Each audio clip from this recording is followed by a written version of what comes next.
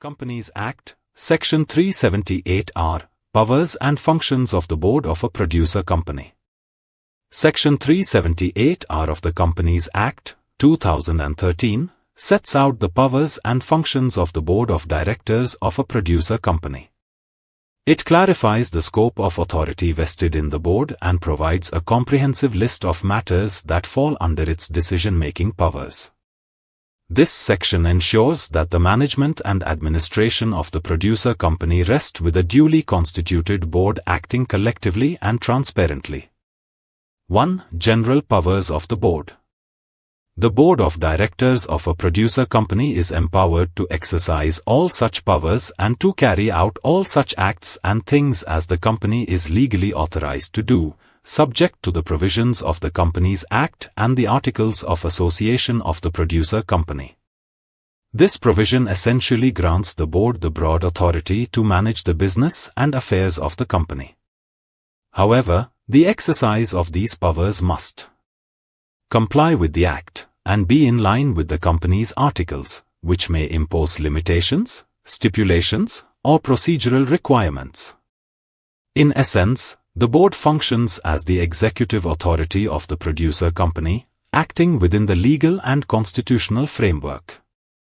2. Specific powers and functions of the board. While subsection 1 confers general powers, subsection 2 provides a non-exhaustive list of specific powers that the board may exercise. These include important strategic, financial, administrative, and operational decisions, as elaborated below. A. Determination of dividend. The board has the power to decide the amount of dividend that may be payable to the members of the producer company out of its profits. B. Withheld price and patronage bonus. The board may determine the quantum of withheld price, i.e., the portion of the price for produce supplied by members that is retained for future distribution, and may recommend the patronage bonus for approval by the members in a general meeting. C. Admission of new members. The board has the authority to admit new members into the producer company in accordance with the eligibility criteria and procedures defined in the articles. D. Policy formulation and strategic planning.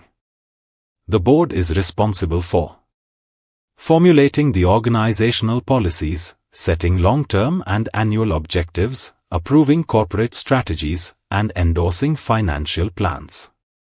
This function ensures that the producer company operates with a clear strategic direction. E. Appointment of key officers. The board may appoint a chief executive, CEO, and such other officers as may be specified in the Articles of Association.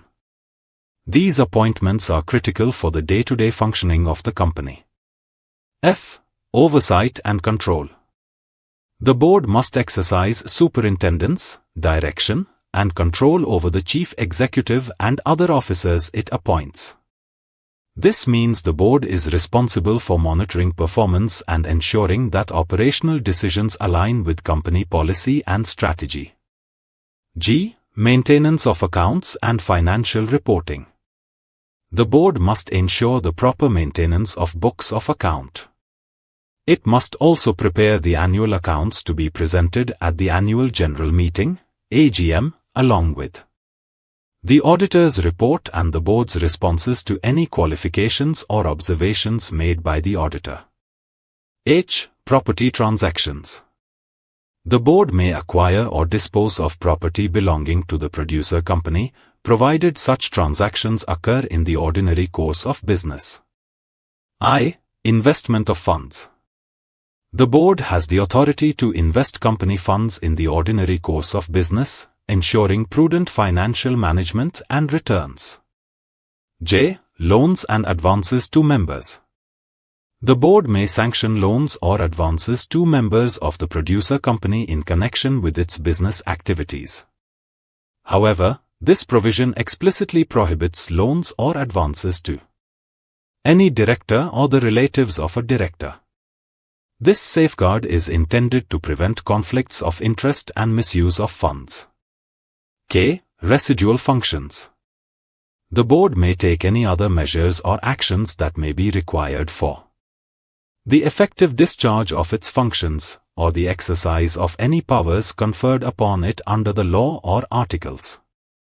This clause provides flexibility to the board to act responsibly in unforeseen or unlisted circumstances.